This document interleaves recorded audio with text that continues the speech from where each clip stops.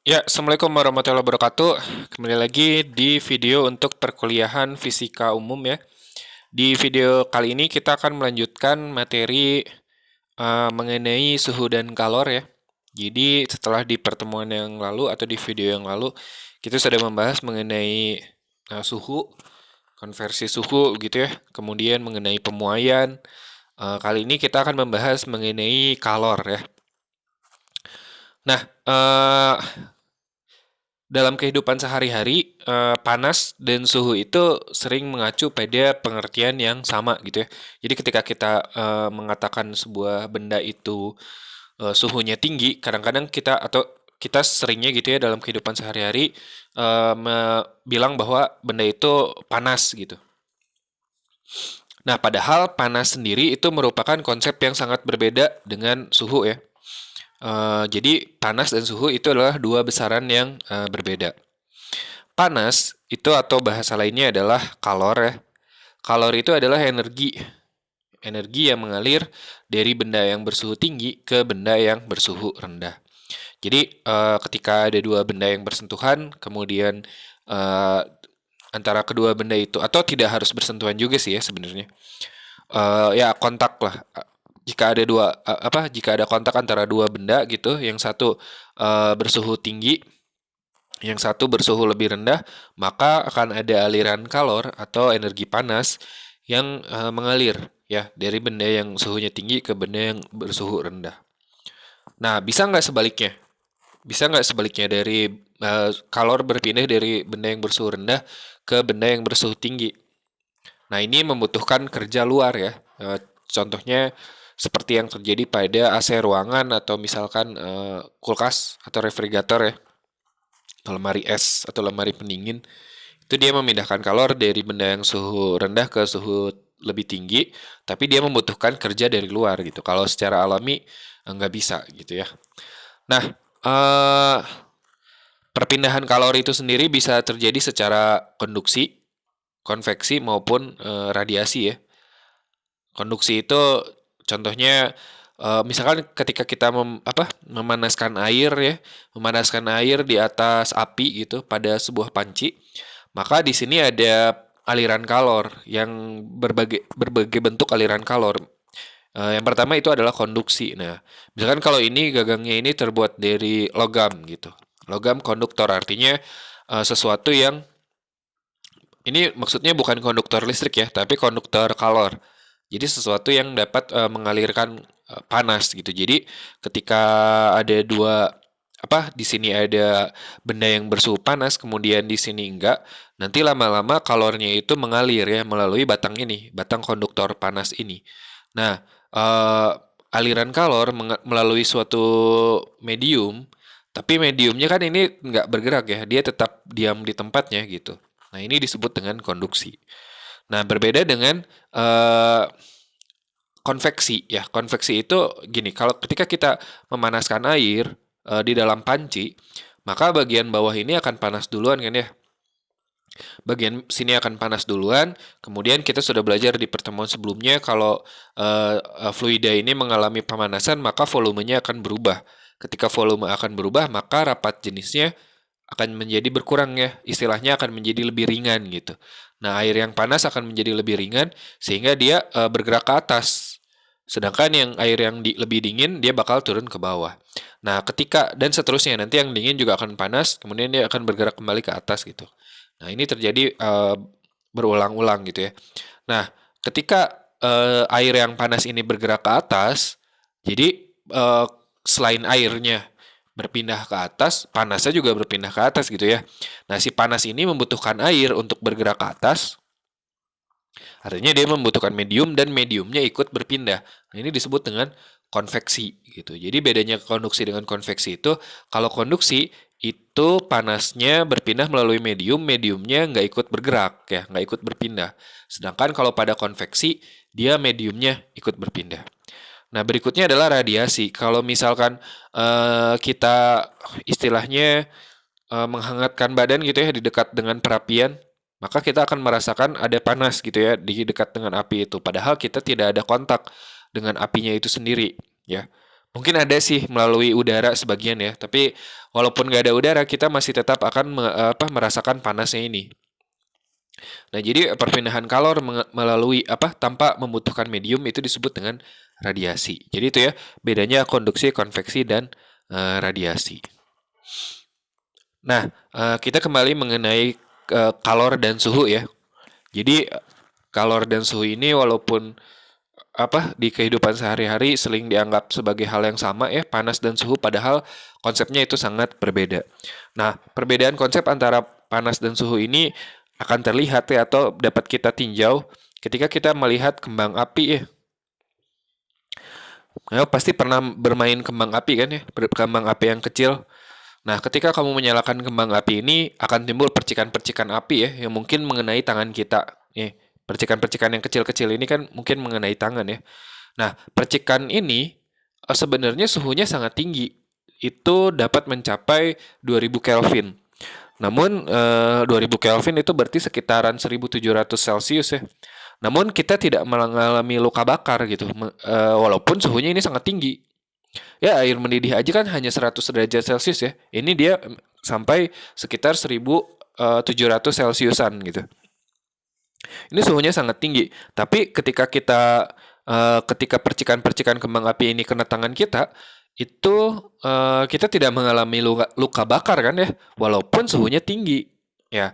Nah, mengapa bisa begitu? Nah, hal ini disebabkan karena energi panas yang dipercikan itu cukup kecil sehingga tidak sampai melukai tangan kita ya.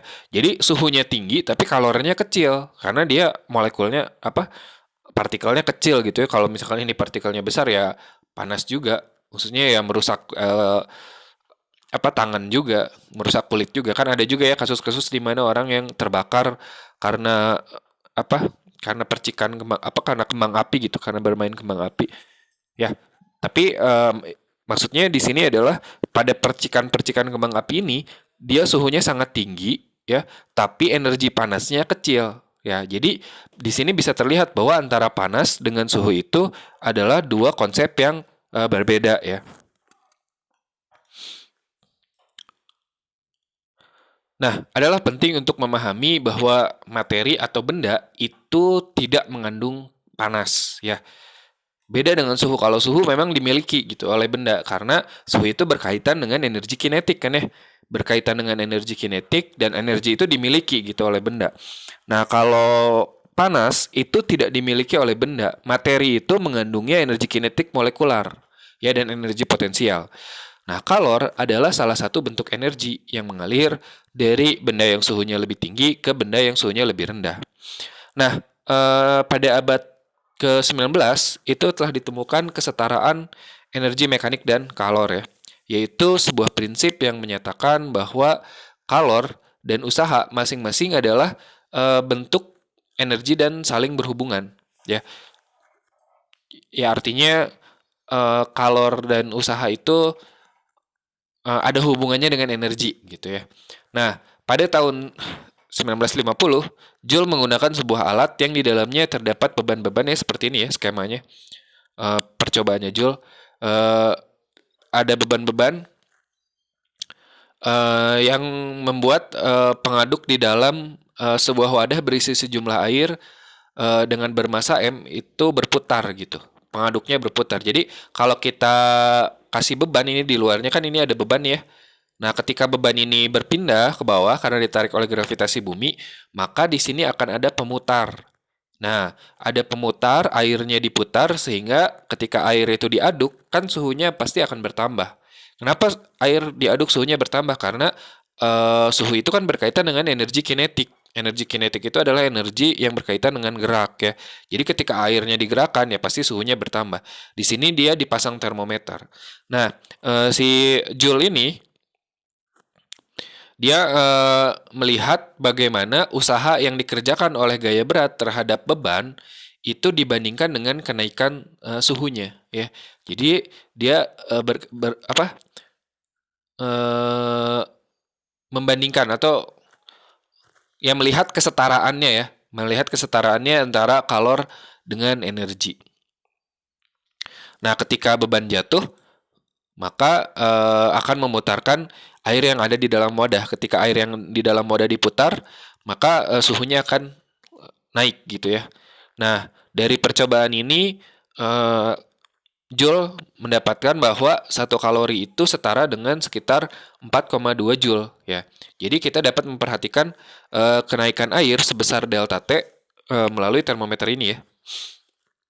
Nah, kenaikan tersebut juga dihasilkan dengan memberikan sejumlah kalor terhadap air. Maka dengan mengukur besarnya usaha oleh gaya gravitasi pada beban ini, W gitu, kita kita bisa mendapatkan konversi besaran kalor yaitu kalori terhadap joule yang mana dia dapat bahwa 1 kalori itu sama dengan 4,2 joule.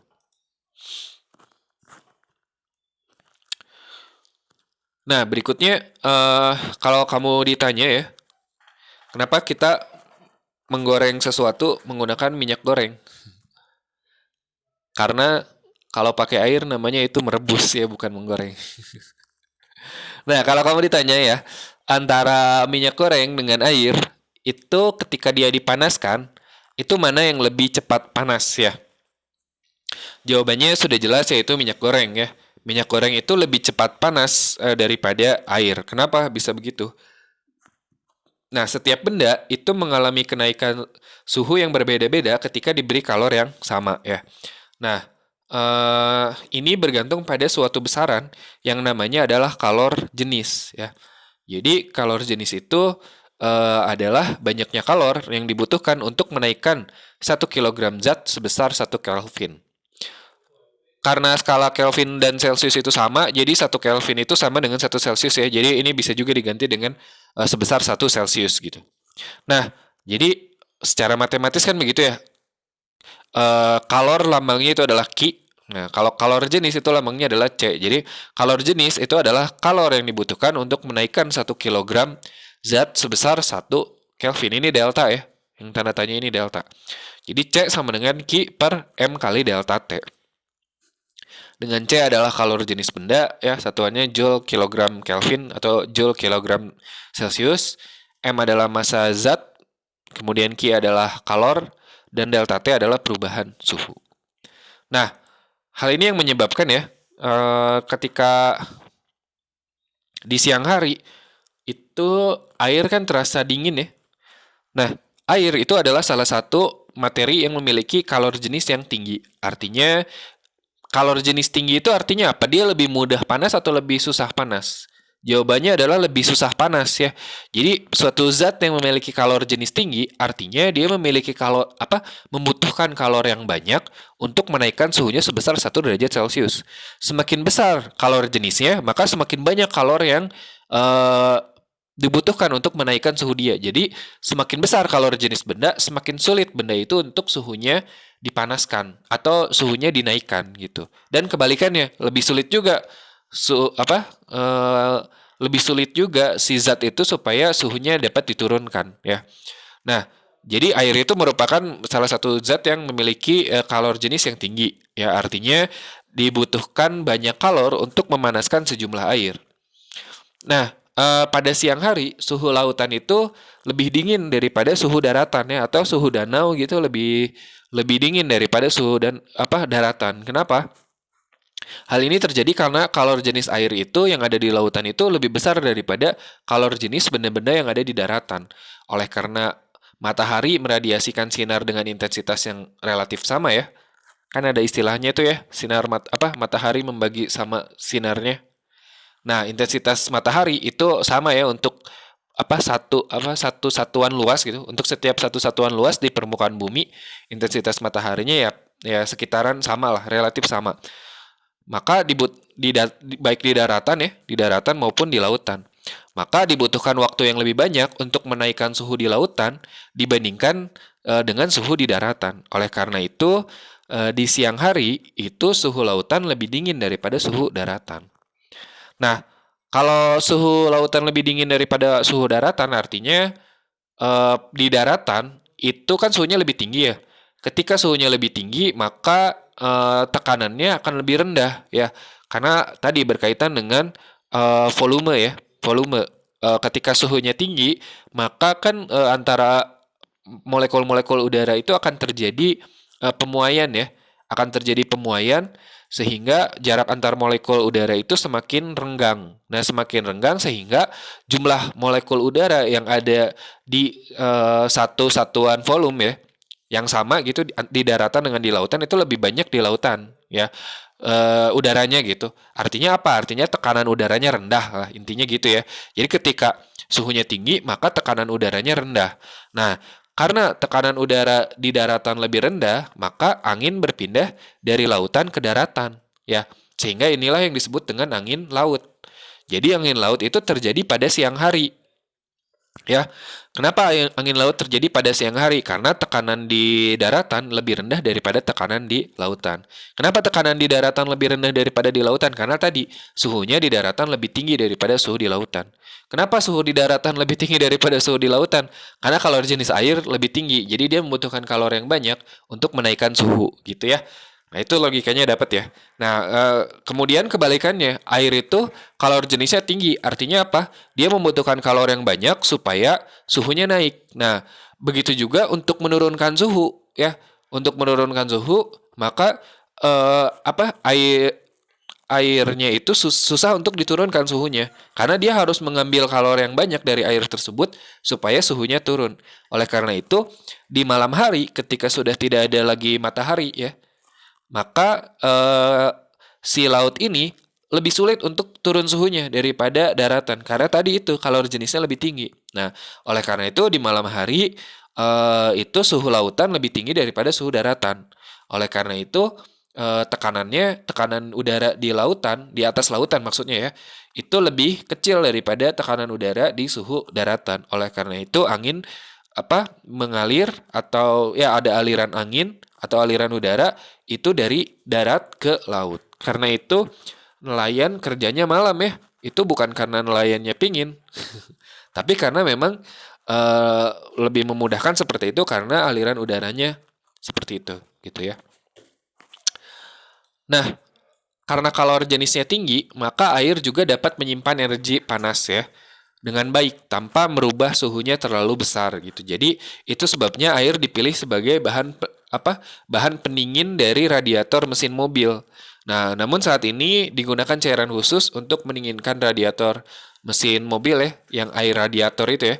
Karena kalau kita menggunakan air biasa ya, air itu bersifat korosif dan lebih cepat menguap sehingga tidak baik jika digunakan dalam jangka panjang.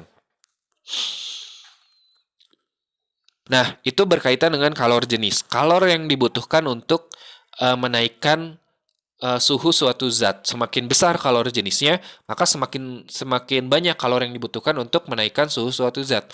Artinya, semakin susah zat itu untuk dinaikkan suhunya. Nah, selain ada kalor jenis, ada juga kalor lebur.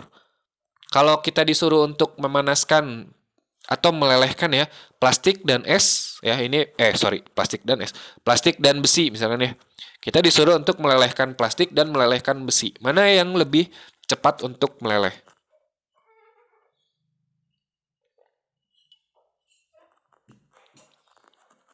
Nah, apakah keduanya membutuhkan waktu yang sama ya apabila dipanaskan dengan alat yang menghasilkan laju kalori yang sama?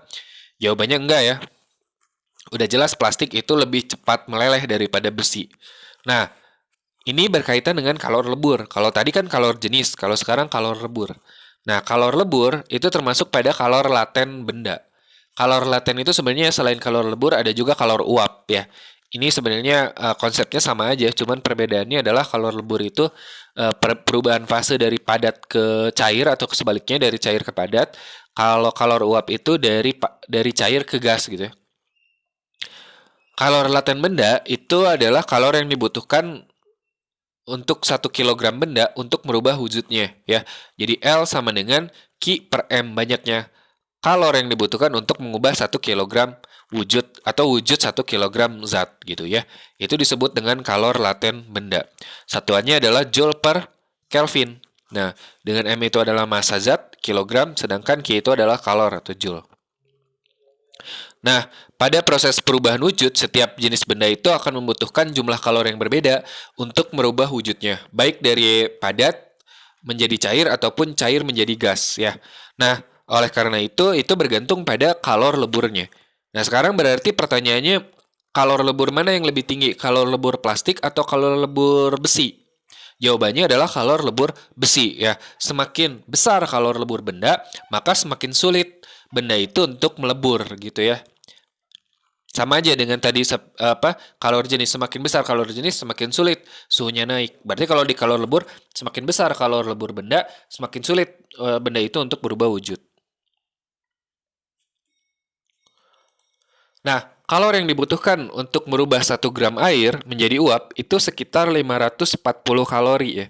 Nah, hal ini menyebabkan dalam kondisi tertentu, air panas itu justru lebih cepat membeku dibandingkan air dingin. Misalnya, ketika kita mencuci mobil ya di tempat yang sangat dingin, maka air panas tersebut akan membeku dengan cepat ya.